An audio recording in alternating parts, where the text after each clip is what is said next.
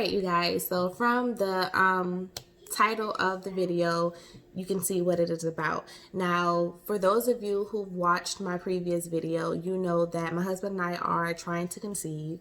We did last year, but you know, it resulted in a stillbirth with our son.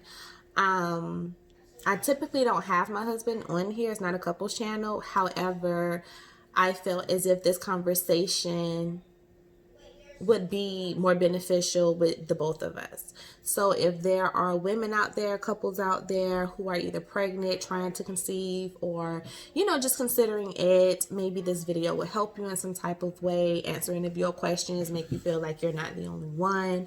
I don't know, just bring some type of resolve. All right, so the first question is, why did we choose now? Now, I can answer that question. Honestly, us choosing now to conceive was already planned a year ago. Like I said, we had our son last year, August, resulted in a stillbirth. So we decided to wait a year before trying to conceive again. We did not know it would land us in the middle of a pandemic. So that kind of altered things, but that is why we chose now, is because it was already planned a year ago prior to the pandemic. All right, the second question is, has the pandemic affected your decision? Not too much, no, because basically we not really, I don't think it's affecting us as much with the pregnancy part. I think the most part that affect us is when you're actually going into the hospital. So the actual pregnancy part of it, I don't think it will affect. But you do only have to have, I guess, one person going into like appointments and stuff. So yeah, it may affect a little bit, but so it hasn't affected your decision. Like, you do want to try and conceive, because we've been actively trying for about a month and a half now. For me, it hasn't affected my decision. I still want to try. And, you know, I lied. COVID hasn't affected my decision, but the pandemic did at first, because I heard about COVID when, like, last year, the end of last year. And it was like here and there. But I thought it was in China. I didn't think it was going to affect us. And then the beginning of this year, I started hearing more about it. And then March is when, because, you know, I work for the school buses, and March was, we was going on into spring break, and then during spring break we got word that we weren't coming back until further notice. Schools gonna be shut down. That's when it became a pandemic. And so the COVID itself didn't affect my decision, but the pandemic kind of did, because I was like, oh goodness, you know, you don't know what to expect. I've never lived in the midst of a pandemic. But so you still want to try? Yes. Okay. So I guess it hasn't affected our decision ultimately, you know, so much to say no completely. All right, the next question is, did we get the green light from the doctor? Yes, I did. I have two doctors, a PCP, which is my primary care physician, and my OBGYN. I had an appointment in July with my OBGYN. I had two appointments, one on the 6th, one on the 23rd. The 6th was like my pap smear, physical, blood work, and all that stuff. The 23rd is when I got my Nexplanon removed. And then I had an appointment last week with my primary care physician, and both reassured me that if I were to get pregnant, I would be fine. The labor and delivery floor is just for, you know, what it says. COVID patients are nowhere near us. We'll be perfectly safe, you know. Yeah, both my doctors, I love my team. Both my doctors are amazing. And like I say, I talk with them. They both was like, go ahead, you know, we're here for you. Everything is everything. Okay, next question. Have you received any negativity from your family? Basically, no, we received no negativity because we didn't tell anybody what's going on. So No. my wife kind of want to keep it to herself this go around because of what happened last go around. So Yeah. are you trying to, you know, just go through the process at this moment, you know?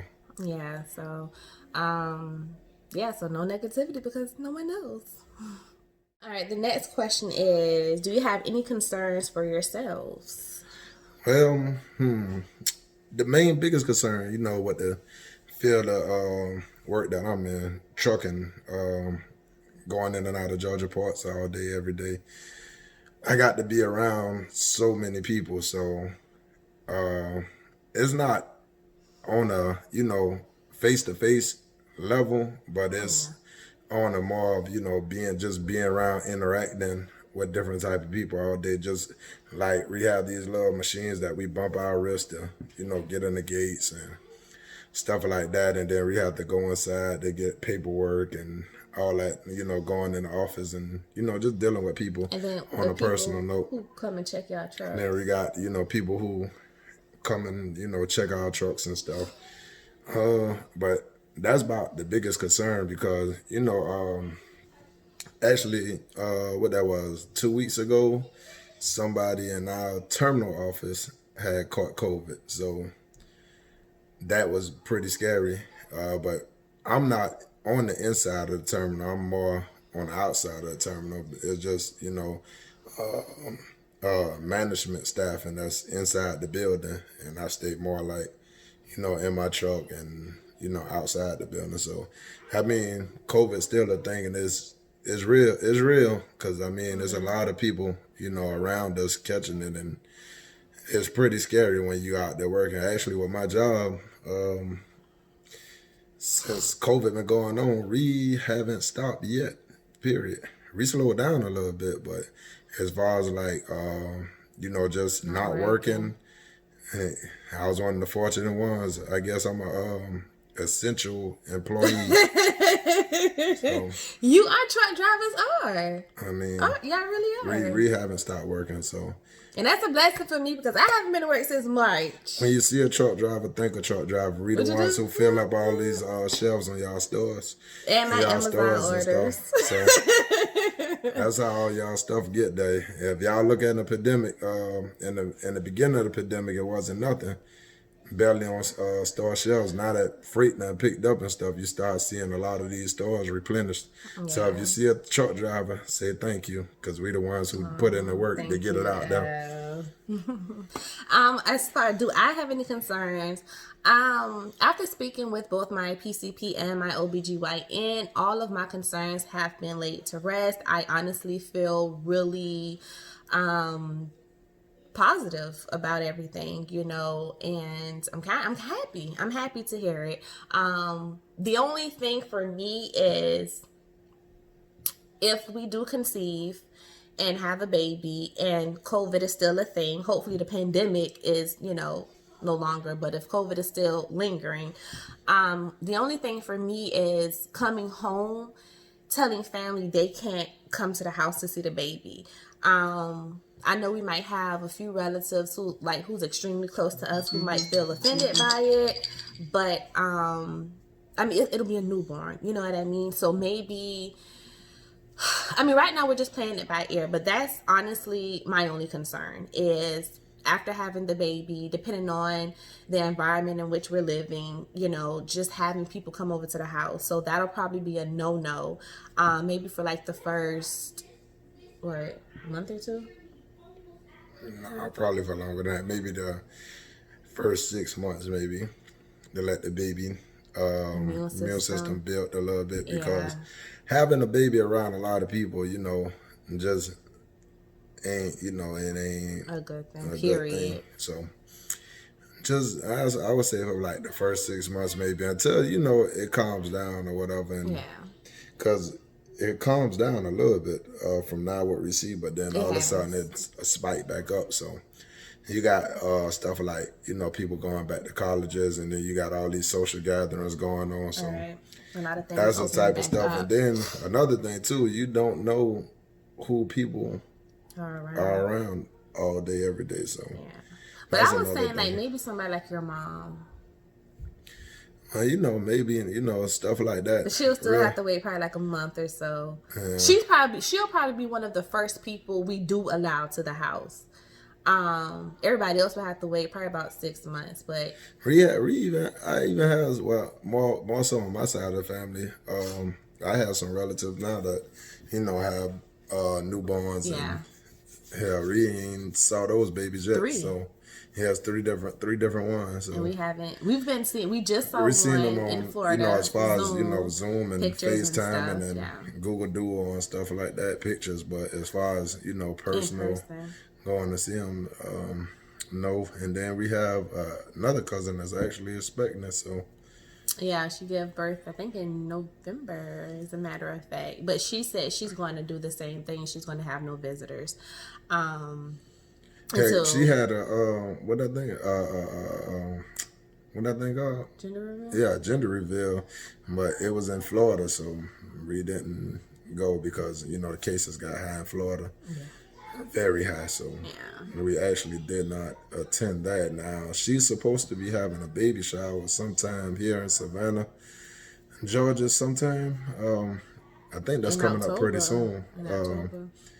We might try to make it there, depending on the count of how many people gonna be there or not. But as far as I try not to be around too many people because got to keep working, got to keep it going. Yeah. But yeah, I think that'd just be my only concern is just having, people, family wanting to come to the house to see the baby and us having to tell them, no, we're not comfortable. But I'm pretty sure with everything going on, they'll understand. And when, the time comes and we feel comfortable, then we'll allow people over to see, our son or daughter. All right. How will we protect our newborn? I guess just kind of piggyback off of what we just said. Just don't have people over to the house. The biggest thing protecting a newborn, the biggest thing is just basically you got discretion. Watch who you be around. When you have a newborn, because of their immune system so weak, it's just basically watch who you be around because you don't know who other people are around. And not saying that these people around, people they're not supposed to be around, but still you never know. Right. And you have some people that's not telling you that they have came in contact with somebody that had COVID. So that's why you just trust your first instincts, follow your first mind. And I mean, I think the process will be pretty smooth in the end, for anybody who's thinking about doing it or whatever. It may be stressful in the beginning, because of the stupid pandemic. Yeah, the pandemic and having to go to like appointments and all that stuff. Because I have to go by myself. No one can come with me to the doctor. I mean, it probably gets stressful, but I mean, everything when at the end of when it all sums up, everything will probably turn out pretty good for the most part. So again, if you planning on doing this, just follow your first mind, follow your first instincts, and don't be bullied out of your decision here. Your goal, don't let family members make you. Your goal is to protect yourself and your newborn. So try not that if you got a husband or spouse, whoever, in a different field of work, line of work. Another thing too, like me for instance, try practicing as soon as with a newborn. Especially with men, because I know we tend to get in some, the dirtier, industry jobs. So try to, as soon as you come home, just go straight to the shower, wash, and do what you got to do. Ask him how long do it take him to wash after getting home? About 30 minutes. You is a lot. He come home. Now sometimes he'll jump straight in the shower. Other times he'll sit on that couch watching whatever it is he watching, either Amazon or Netflix or whatever, or Sling, and it'll be like 2 and 3 and 4. And I'm like, Al, can you? First of all, you smell like outside. Some Go days wash. are worse than others, so sometimes you need that little sit down break where you just need to meditate to yourself. Okay, so if we have a baby in the house. Sometimes it's best to just sit down, for a little 30, 45 minutes and then go wash. But for the most part, 3 hours. You get up and, take a shower. Yeah, but that's how we're going to protect our newborn. Just making sure every time you come home, you wash your hands. If it's from work, you take a shower, period. We have hand sanitizer and disinfectant spray on deck now. Like I said, it's just the three of us that live here. So as far as people coming in and out the house, that's not something that we do on a normal anyway. So if we were to have a newborn, we definitely wouldn't, be having people in and out the house. And I guess that's about it for that. Last question. Why do you want another child? Preferably, hopefully, is a young man. A baby boy? A young man, because really I don't need no more woman in the house with me. We need an even swap. So, if it's another girl, woman, I might pull out my hair. It's already going a little bald. Y'all see it thinning up. Okay, so we know what you want, but why? Do you want another child? To try for a young man. I said, why do you want another baby? I'm trying for a young man. So you want another baby because you want a boy? Mm-hmm. So what if it's a girl? I'm going to just be bald around here. Stressed out. If it's a girl, I have a name picked out. I like the name Sage. But I want another baby because I love being a mom. Like, I love my daughter so much, and she's getting to the age where she's much more independent, and she don't really want to spend that much time with me, and she be breaking my little heart. But no, I do love being a mom. I do, and having a partner, for me, it's my husband here to help. It definitely makes motherhood what I feel was meant to be, like, enjoyable. I know a lot of moms are single moms, and it's stressful, and it's an everyday struggle. And while I don't particularly live that life, I can understand it. But for me, having a partner definitely makes having kids rewarding. Because like I said, even now with the pandemic, I'm not working. My daughter isn't in school. However, he works, so he pays off. Well, she is in school. She's just in, not the brick and mortar. She's, doing the virtual learning. But so I'm here with her full time, hands on, making sure everything is done. And he's going to work. He's taking care of all the bills. So that takes that part of the stress off of me. I can enjoy being here with my daughter. So having another baby here, especially now during the pandemic, as crazy as it sounds, I will have more time to spend with my children. And not only that, but my husband and I, we're trying to build, from buying trucks, property. And we want to have people to pass this down to, And I personally want 3 kids. At first, he didn't, but now you say you do. No. Oh, yes, you did. Yes, you did. On everything, he out. I said one more. Al, no, Al. No. Al, what did you tell me? One more, we'll see. Al, no. A couple of weeks ago, when I had brought it up, you said you want 3, and I said yes. You said, okay, Yanina. Did you not say that? We have 2. No, we have 2. Boy, see how he told me we can have 3. So we don't even have enough space for 3 kids right now. Just like we bought this house, we can buy another house. We having 2 for right now, and let's see what is 2 leads. That is not what you said. And then after 2, we will see about 3, because I don't want to be 50 years old raising no child. We're going to have the next 2 back to back. They're going to be no more than 2 years apart. I'll be 31 in December. I'm trying to have all my babies now. So the next 2 I have, if God blesses us, will be back to back, no more than 2 years apart, if that's God's will for us. My husband told me in the bed that we can have 3 kids. Now he's getting amnesia, and he don't remember. Oh, no, it's so phony. That's what you...